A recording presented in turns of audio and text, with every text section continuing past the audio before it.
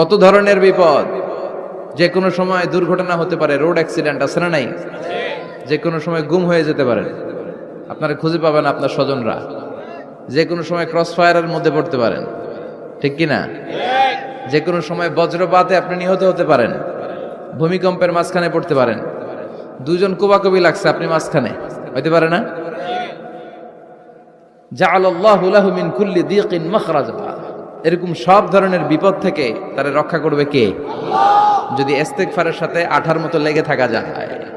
এই হলো নাম্বার 1।